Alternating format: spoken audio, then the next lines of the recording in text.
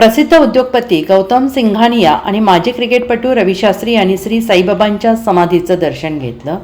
दर्शनानंतर श्री साईबाबा संस्थांच्या वतीने त्यांचा सत्कार केला. प्रसिद्ध उद्योगपती गौतम सिंघानिया आणि माजी क्रिकेटपटू रवी शास्त्री यांनी शिर्डीमध्ये एकत्रित साईबाबा समाधीचं दर्शन घेतलं.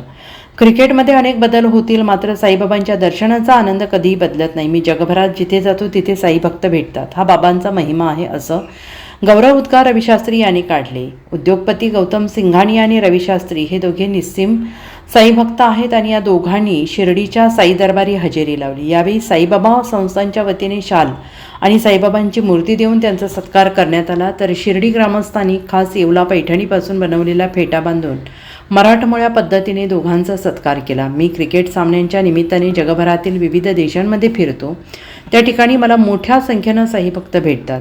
साईबाबांचा महिमा जगभरात असून मला देखील शिर्डीत येऊन दर्शन केल्यानंतर समाधान मिळतं.